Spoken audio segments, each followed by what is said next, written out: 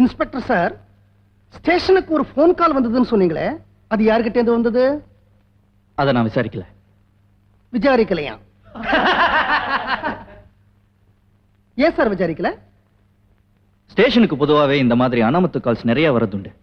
அதுலயும் இது கொலை சம்பந்தப்பட்டதுங்கிறதுனால உடனடியா ஸ்பாட்டுக்கு போய் சம்பந்தப்பட்ட உயிரை காப்பாத்துறது தான் முக்கியம் நான் நினைச்சேன். அதனால தகவல் கொடுத்தவரை பத்தி விசாரிச்சு நேரத்தை வீணாக்க நான் விரும்பல. நல்ல பாலிசி, நல்ல பாலிசி. இதெல்லாம் நான் ஒன்னும் தப்பே சொல்ல முடியாது. அது சரி இன்ஸ்பெக்டர் சார், கொலை செய்யப்பட்டவர்களின் உடல்களில் உள்ள காயங்களை வைத்து பார்க்கும் பொழுது ஒன்றிற்கும் மேற்பட்ட ஆயுதங்கள் பயன்படுத்தப்பட்டிருக்கலாம் அப்படின்னு போஸ்ட்மார்ட்டம் ரிப்போர்ட் சொல்றது. நீங்க கைப்பற்றின ஆயுதம் ஒண்ணு, கத்தி. அந்த மேற்பட்ட ஆயுதங்கள்லாம் என்னாச்சு? ஸ்பாட்ல எனக்கு வேற எதுவும் கிடைக்கல. மாயமா மறைஞ்சு போயிடுச்சா? நான் அங்க போறதுக்குள்ள குற்றவாளி அதையெல்லாம் மறைச்சு வச்சிருக்கலாம். வீட்டுல கொண்டு போய் வச்சுட்டு வந்திருக்கலாங்கிறீங்க. I object this your honour. Defence lawyer இந்த கிண்டலை நான் வன்மையா கண்டிக்கிறேன். உண்மைகள்லாம் நன்னா கிண்டி கலர்றதுக்காகத்தான் மறு விசாரணைக்கே உத்தரவிட்டு இருக்காங்க. அப்படிங்கறத நான் பப்ளிக் ப்ராசிக்யூட்டருக்கு நான் ஞாபகப்படுத்த விரும்புறேன் your honour. Objection over ruled. Inspector sir, கொலை நடந்த இடத்துல கைரேகைகள்லாம் இருந்தது நீங்க சொன்னீங்க. அது யாருடைய கைரேகைன்னு சொல்ல முடியுமா? எல்லாமே குற்றவாளியோட கைரேகை தான். குற்றம் சாட்டப்பட்டவருடைய கைரேகைன்னு சொல்றீங்க. எந்தெந்த இடத்துல கைரேகைகள் இருந்தது அதை சொல்ல முடியுமா? செவத்துல 2-3 இடத்துல இருந்தது. வாச கதவுல இருந்தது, பாத்ரூம் கதவுல இருந்தது, அப்புறம் டிவில கூட இருந்தது. டிவியில குறிப்பா எந்த இடத்துல கைரேகை இருந்தது? On off சுவிட்ச்ல.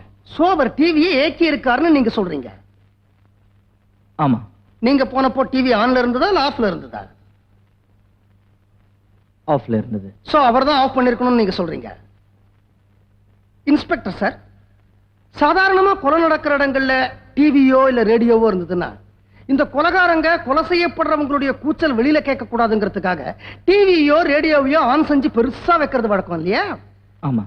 ஆனா நீங்க போன போது கொலை நடந்த இடத்துல டிவி ஆஃப் செய்யப்பட்டிருக்கு. அதுவும் கொலைகாரங்கையாலேயே ஆஃப் செய்யப்பட்டிருக்குன்னு நீங்க தான் சொன்னீங்க இல்லையா? That's all, Your Honor.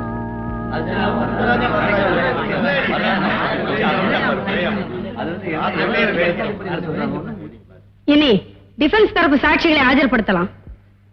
எனது தரப்பின் முதல் சாட்சியாக சொப்னா லாட்ஜ் மேனேஜர் திரு ராமலிங்கத்தை விசாரிக்க அனுமதி கோருகிறேன் யுவர் ஆனர். Permission granted. நீங்க எங்க சார் வேலை பாக்குறீங்க? சொப்னா லாட்ஜ்ல மேனேஜர் வேலை பார்க்கறேன் சார். மிஸ்டர் பிரபாகர் உங்களுக்கு தெரியுமா? தெரியுங்க. எப்படி தெரியும்? தொழில் முறையிலையா, உறவு முறையிலையா, இல்ல நட்பு முறையிலையா? தொழில் முறையில தாங்க. அவர் அடிக்கடி இங்க லாட்ஜுக்கு வருவாரு, ரூம் எடுத்து தங்குவாரு. தங்கி என்ன பண்ணுவாரு? அது எப்படிங்க? நான் உங்க லாட்ஜ் அந்த மாதிரி லாட்ஜா? சோ அந்த மாதிரி தொழில் முறையில உங்க 2 பேருக்கும் அப்படி எல்லாம் ஒண்ணு இல்லைங்க. நான் ரூம் கொடுப்பேன், அத்தோட சரி.